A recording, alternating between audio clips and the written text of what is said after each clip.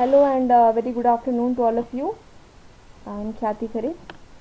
At present, I am pursuing my PhD in International Relations, and earlier I have worked as an assistant professor in Gautam Buddha PG College. Today we are going to discuss about the article number 32 of the Indian constitution. आज हम बात करने जा रहे हैं भारतीय संविधान के अनुच्छेद 32 के बारे में। आर्टिकल 32 जो कहता है राइट टू कॉन्स्टिट्यूशनल रेमेडी। देखिए, जब हम बात करते हैं रेमेडी की, या यहाँ पे आपने जो ये वर्ड देखा राइट टू कॉन्स्टिट्यूशनल रेमेडी, या जब इसका हिंदी ट्रांसलेशन देखते हैं तो ये है संवैधानिक उपचारों का अधिकार। तो यहाँ सबसे पहले समझने वाली बात यह है रेमेडी या उपचार शब्द यहाँ पे क्यों डाला गया है। देखिए, जैसे हमारा शरीर है और जब वो काम कर रहा है और उसके बाद उस स्वस्थ शरीर में या जो हेल्दी बॉडी है, जब उसमें कुछ प्रॉब्लम आ जाती है तो कोई रोग आ जाता है, तो उस रोग से निपटने के लिए या उस डिसीज़ को किल करने के लिए हम रेमेडीज़ का यूज़ करते हैं। उसी तरीके से हमारे भारतीय संविधान ने भी हमें कुछ मूलभूत अधिकार या फंडामेंटल राइट्स दे के रखे हैं। तो जब उन फंडामेंटल राइट के एक्सरसाइज में किसी इंडिविजुअल को प्रॉब्लम आती है तो वहाँ पे आर्टिकल नंबर 32 आता है, जो हमें राइट टू कॉन्स्टिट्यूशनल रेमेडी या संवैधानिक उपचार प्रदान करता है, देता है, जिसके तहत हम अपने उन मूलभूत या फंडामेंटल राइट जो हैं उनका एक्सरसाइज प्रॉपर वे में कर सकें। ठीक है, तो अब परिभाषा देखते हैं। तो कहता है article number 32 of the Indian constitution gives the right to individuals to move to the Supreme Court to seek justice when they feel that their right has been unduly deprived by the state. अब दूसरी चीज़ ये है कि यहाँ पे कहता है कि जो भारतीय संविधान का अनुच्छेद नंबर 32 है वो नागरिकों को ये अधिकार देता है कि जब उनके मूलभूत अधिकारों का हनन होता है तो वो सुप्रीम कोर्ट में न्याय की मांग के लिए जा सकते हैं और सुप्रीम कोर्ट ये सुनिश्चित करेगा कि उनके मूलभूत अधिकार उनको प्रदान किए जाएं। अब यहाँ पे एक वर्ड आप गौर करें तो ये दिया है डिप्राइव्ड बाय द स्टेट। इसका मतलब ये हुआ कि आर्टिकल 32 तभी काम करेगा जब कोई अधिकार का हनन स्टेट उन अधिकारों का हनन करता है या वो मूलभूत अधिकार हमें देने से रोकता है। यानी अगर इंडिविजुअल टू इंडिविजुअल लेवल पे कोई इश्यूज इमर्ज होते हैं तो वहाँ पे आर्टिकल 32 नहीं आता है। सपोज़ कि हम दो लोगों का अगर कोई झगड़ा है और हमने कहा कि इन्होंने हमें, मान लीजिए कोई मंदिर जाना चाहता है और वहाँ के पुजारी जी ने उनको मंदिर जाने से रोक लगाया या रोकता है, तो वहाँ पे यहाँ पे आर्टिकल नंबर 32 नहीं आएगा ये करने के लिए। वहाँ पे अदर जो आपके लीगल सोर्सेज हैं उनका यूज़ होगा। लेकिन जब कोई अधिकार हमें भारतीय संविधान ने जो मूलभूत अधिकार दिए हैं उसको अभ्यास करने से स्टेट रोकता है तो फिर यहाँ पे आर्टिकल नंबर 32 आता है। तो हमें पहला जो गौर करना है शब्द वो है स्टेट। दूसरी चीज़ है सुप्रीम कोर्ट। देखिए, ये जो आर्टिकल नंबर 32 है ये हमने लिया है ब्रिटेन की कॉन्स्टिट्यूशन से। जैसे कि हम जानते हैं कि हमारे बहुत सारे जो अधिकार हैं, वो अधिकार या संविधान के बहुत सारे जो पार्ट्स हैं वो अलग अलग देशों से भी हमने हेल्प ली थी अपने संविधान को बनाते समय। तो जो आर्टिकल नंबर 32 है वो हमने ब्रिटेन के कॉन्स्टिट्यूशन से लिया है। अब ब्रिटेन की कॉन्स्टिट्यूशन में ये कहा गया था कि जब किसी व्यक्ति के अधिकारों का या राइट्स का वायलेशन होता है, हनन होता है, तो जो किंग होगा वहाँ का वो उसके पास ये अधिकार होगा, उसके पास ये अथॉरिटी होगी कि वो उस व्यक्ति के अधिकारों को उसको दिलवाए, सुनिश्चित करे उसका अधिकार वो अच्छे से एक्सरसाइज कर पाए। लेकिन जब इंडियन कॉन्स्टिट्यूशन की बात की गई तो हमने ये जो राइट है वो हमने भारत के राष्ट्रपति को नहीं दिया। राजा तो हमारे यहाँ थे नहीं, मोनार्कियल सिस्टम तो हमारे पास है नहीं, लेकिन फिर भी हमने ये जो अधिकार है ये राष्ट्रपति को नहीं दिया, ये हमने दिया सुप्रीम कोर्ट को। और क्यों सुप्रीम कोर्ट को? The Supreme Court is stated as the guardian of the constitution, क्योंकि जो भारतीय संविधान का संरक्षक है वो भारत का सुप्रीम कोर्ट है यहाँ, इसलिए हमने जो ये अधिकार है ये भारत के सुप्रीम कोर्ट के पास है। अब अगली बात ये है कि अगर मान लीजिए कि अधिकारों का हनन होता है तो हमने कहा कि नागरिक सुप्रीम कोर्ट जा सकता है। अब इस दशा में सुप्रीम कोर्ट क्या करेगा? तो the Supreme Court shall have power to issue direction और ऑर्डर्स और writs to protect the fundamental right of the individual. यानी जो सुप्रीम कोर्ट होगा उसके पास ये अधिकार है, ये ऑर्डर देगा, डायरेक्शन देगा, या जिसको हम कानून की भाषा में कहते हैं रिट जारी करेगा नागरिकों के अधिकारों की सुरक्षा के लिए ये क्या करता है, रिट जारी करता है। रिट का मतलब एक प्रकार का आप समझ लीजिए ये आदेश या निर्देश देगा कि नागरिकों के अधिकारों की सुरक्षा की जाए। अब एक इम्पॉर्टेंट पॉइंट ये रहा कि जो ये आर्टिकल नंबर 32 है जिसके तहत सुप्रीम कोर्ट ये रिट जारी करेगा, ये सिर्फ और सिर्फ हमारे फंडामेंटल राइट के लिए ही है, सिर्फ और सिर्फ फंडामेंटल राइट के लिए। कुछ अधिकार देखिए, कुछ अधिकार जो संविधान के भाग 3 में दिए हैं वो हमारे मूल अधिकार हैं। इसके अलावा भी हमारे पास कुछ अधिकार है, जैसे लीगल राइट्स है। मान लीजिए कि मैं मेरा ये लीगल राइट है कि मैं चुनाव दूँ, I have the legal right so that I can exercise the vote. Right to vote का जो अधिकार है वो हमें दिया गया है। लेकिन इसके लिए हम अगर हमें किसी समस्या के तहत या समझ लीजिए किसी चुनौती के तहत या किसी ऐसी अप्रिय घटना हो गई या कुछ भी ऐसी प्रॉब्लम हो गई जिसके तहत मुझे मेरे जो राइट टू वोट है उसको एक्सरसाइज करने से रोका जा रहा है, तो उसके लिए मैं आर्टिकल 32 की हेल्प लेके सुप्रीम कोर्ट नहीं जा सकती। यानी कि जो फंडामेंटल राइट के जब वायलेशन होगा, फंडामेंटल राइट का जब वायलेशन होगा, तभी और केवल तभी आर्टिकल नंबर 32 आता है। Only fundamental right can be imposed under article 32 and not any other right like constitutional right, legal right, etc. right?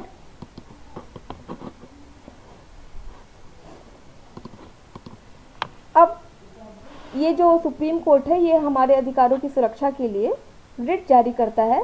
तो अब हम बारी बारी से देखते हैं कि किस प्रकार के रिट होते हैं और किस प्रकार जो है भारत का सुप्रीम कोर्ट कैसे कैसे रिट जारी करके हमें हमारे मूल अधिकारों की मतलब संवैधानिक उपचारों का अधिकार प्रदान करता है। तो पहला है हैबियस कॉर्पस। देखिए ये जो वर्ड्स है ये लैटिन वर्ड्स से लेके बने हुए हैं। तो हैबियस कॉर्पस मतलब होता है to have the body of, या हिंदी में जिसको कहते हैं सशरीर प्रस्तुति।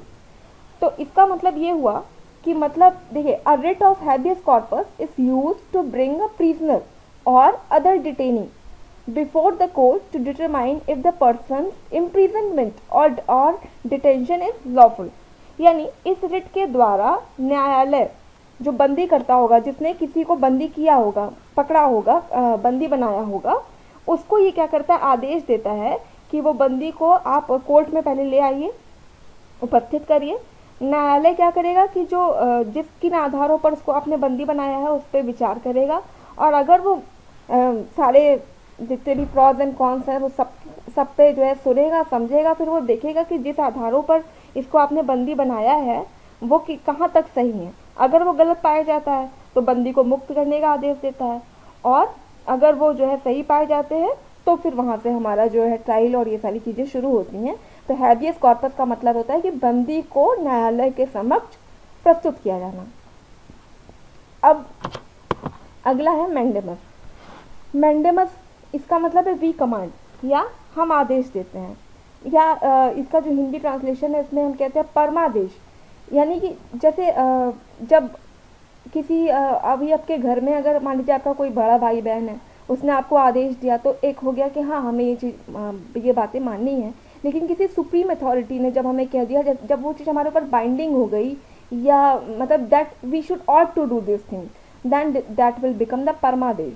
तो यहाँ पे जो मैंडेमस है इसका मतलब ये जो इसमें हम ये देखते हैं कि इसमें क्या होता है कि न्यायालय किसी लोक अधिकारी मतलब पब्लिक सर्वेंट, जैसे आपके IAS IPS हो गए किसी शहर के, उनको ये आदेश देता है कि वो ऐसे कार्य को करें जो उनको कानून के अनुसार करना बाध्यकारी है, मतलब जो उन पर बाइंडिंग है अकॉर्डिंग टू लॉ की वो चीज़ वो जो ड्यूटी है वो उनको परफॉर्म करना है। और अगर वो ड्यूटी करने से मना कर देते हैं, जो लोक अधिकारी जो पब्लिक सर्वेंट है, जो ड्यूटी उसके लिए बाइंडिंग है, अगर वो उस ड्यूटी को करने से मना कर देता है तो जो हमारा न्यायालय है वो उसको ये आदेश यानी ये जो परमादेश देता है कि वो ये इस कार्य को करे। ठीक है, तो ये हो गया आपका मैंडेमस। अगला आता है प्रोहिबिशन। प्रोहिबिशन जिसको कहते हैं टू फॉरबिड। ठीक है, प्रोहिबिशन जब इसका हिंदी ट्रांसलेशन हम देखते हैं तो उसको हिंदी में कहते हैं प्रतिषेध। देखिए प्रोहिबिट का मतलब कहीं ना कहीं आप समझ रहे होंगे ना कि रोक, जहाँ पे रोका जा रहा है, रोक लगाई जा रही है। ठीक है, तो इसमें क्या होता है, when the proceeding of any tribunal, corporation, board, officer और person whether exercising judicial, quasi-judicial or ministerial functions are without or in excess of its or his jurisdiction। देखिए प्रतिषेध का मतलब होता है कि रोक लगा दी गई कि नहीं आप ये काम, जैसे कि हम किसी को रोकते ना कि यहाँ पे फूल तोड़ना मना है, मतलब स्ट्रिक्टली जब हम किसी चीज़ को रोक लगा देते कि ये आप नहीं कर सकते इस पर्टिकुलर जगह पे, दैट मतलब कि वो चीज़ वहाँ पे प्रोहिबिटेड है।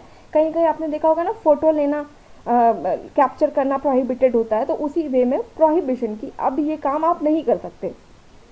इसमें क्या है कि जब जो सुप्रीम कोर्ट है, जो न्यायालय है, वो कोई जो उनसे जो लोअर लेवल की जो न्यायपालिका होंगी, जो उनसे लोअर लेवल के ऑफिसर होंगे, जुडिशियल या क्वासी जुडिशियल बॉडीज होंगी, जब वो उन पे सुप्रीम कोर्ट या जो एपेक्स कोर्ट है वो कहती है कि नहीं ये काम आपके अधिकार क्षेत्र से बाहर है, कोई काम उसके अधिकार क्षेत्र से बाहर था, इसके बाद भी उसने उन अधिकारों का मतलब अपने अधिकारों को बढ़ाते हुए अपने अधिकारों की सीमाओं का एक तरह से कहिए ब्रीच करके वो काम कर दे, तो फिर जो सुप्रीम कोर्ट है, जो एपेक्स बॉडी, वो उसको प्रोहिबिट करती कि नहीं ये तो आपके अधिकार क्षेत्र में आता नहीं था, इसके बाद भी आपने ये काम किया, तो वहाँ से तो जो ये जो जिस रिट का यूज़ किया जाता है दैट इज़ द प्रोहिबिशन। अब है certiorari. Certiorari that is to be certified, या जिसको हम कहते हैं उत्प्रेषण। इसमें क्या है कि देखिए है तो लगभग जैसे कि प्रोहिबिशन जैसा ही, कि प्रोहिबिशन में जो हमारी जो एपेक्स बॉडी, जो एपेक्स कोर्ट है, उसने रोक लगा दी कि आप इस अधिकार इस जो है हमारा जो ये जो अधिकार, इसके तहत आप हम आपको ये रोक लगाते हैं कि आप इस काम को नहीं करेंगे, ठीक है। लेकिन सर्ट्योरिटी के तहत क्या होता है कि वो ये तो पहले वो मना करेगा कि आप ये जो आपने जिस अपनी राइट्स को बहुत ज़्यादा एक्सटेंड करते हुए आपने ये हम इस तरीके का आदेश दे दिया या इस तरीके की निर्णय ला दिया, ऑर्डर दे दिया, लेकिन वो आपके अधिकार क्षेत्र में तो आता नहीं था।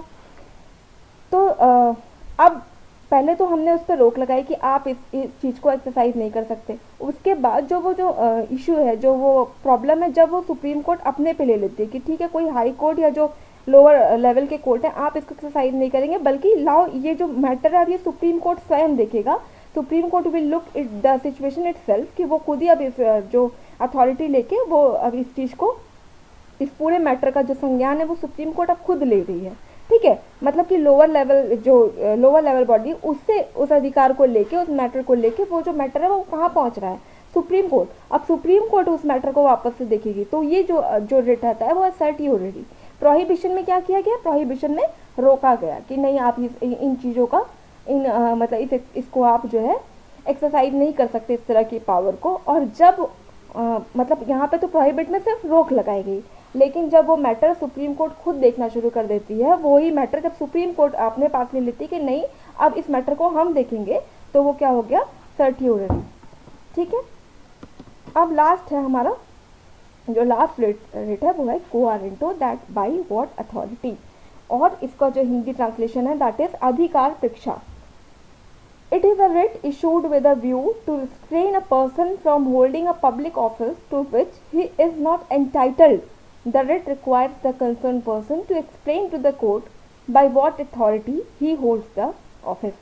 देखिए इसमें क्या है कि इसमें जो लोक पद होते हैं, कुछ जो है हमारे जो पब्लिक पोस्ट है, ठीक है, पब्लिक पोस्ट पर कोई व्यक्ति बैठा है, कोई व्यक्ति है वो जो पब्लिक पोस्ट है उसको होल्ड करता है, वो किस अधिकार के तहत, मतलब कि देखिए इसमें एक कि न्यायालय क्या करता है, जो हमारी जो कोर्ट है वो क्या करती है कि पब्लिक पोस्ट पर बैठे किसी व्यक्ति के जो क्लेम है कि मैं इस क्लेम को इंक्वायर करता है, कि मतलब किसी लोग को किसी व्यक्ति के दावे की वैधता की जांच करता है कि वो किस मतलब जो उसने बोला है कि मैं इस अधिकार के तहत या इस पोस्ट को होल्ड करता हूँ, उसको इंक्वायर करता है कि क्या वो इस पब्लिक पोस्ट पे या पब्लिक ऑफिस पे बैठने के लिए एंटाइटल्ड है, ठीक है। और जो कंसर्न पर्सन होगा जिसके अगेंस्ट में आपका को वारंटो लाया गया है, उसको जाके कोर्ट को ये एक्सप्लेन करना होगा कि वो किस अथॉरिटी के तहत इस पर्टिकुलर पोस्ट को होल्ड कर रहा है।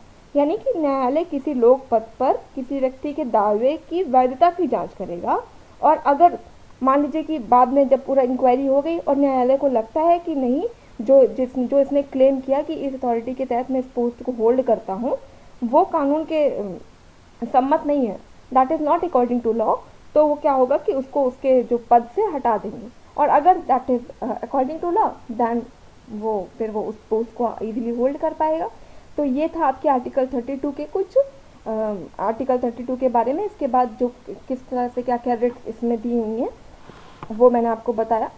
अब एक नोट में डॉक्टर अंबेडकर ने, जब कॉन्स्टिट्यूशनल असेंबली की डिबेट हो रही थी, तो उन्होंने कहा कि कि article 32 is the most important article of the constitution, an article without which this constitution would be nullity, because it is the soul of the constitution and also the very heart of it। देखिए, हमारे पास अधिकार दिए जाएं, और अगर मान लीजिए कि हमें बहुत सारे अधिकार तो दे दिए थे आर्टिकल फंडामेंटल जो आर्टिकल थे उसके अंडर हमें बहुत सारे जो मूलभूत अधिकार तो मिले ही हैं, लेकिन अगर हम अधिकारों का एक्सरसाइज कर रहे हैं और हमसे स्टेट ले लेती है, तो क्या वो अधिकार मूलभूत रह पाएंगे? Than that will not be the fundamental, क्योंकि कब वो हमसे ले ली जाए इसका तो हम कुछ कर ही नहीं सकते, हम उसका एक्सरसाइज ही नहीं कर सकते प्रॉपर वे में। तो उसके लिए डॉक्टर अम्बेडकर ने कहा कि हमने कितने भी अधिकार दे दिए, लेकिन उन अधिकार को अच्छे वे में जो लागू करने का जो हमारा आर्टिकल है, दैट इज़ आर्टिकल नंबर 32, क्योंकि वो ही ये हमें दे रहा है कि ये जो आर्टिकल नंबर 32 एक तरह से मूल अधिकारों का संरक्षक बनता जा रहा है, क्योंकि वही ये जो अधिकार है, इसी के तहत आप अपने अधिकारों की मांग कर सकते हैं कि अगर हमारा कोई जो राइट है जिसका वो प्रॉपर वे में एक्सरसाइज नहीं कर पा रहे हैं, तो यही जो आर्टिकल नंबर 32 है वो उसकी गारंटी करता है कि आप किस वे में उन अधिकारों की मांग सरकार से, राज्य से कर सकते हैं। So that's all about article number 32 and thank you very very much and all the very very best to all of you. Thank you.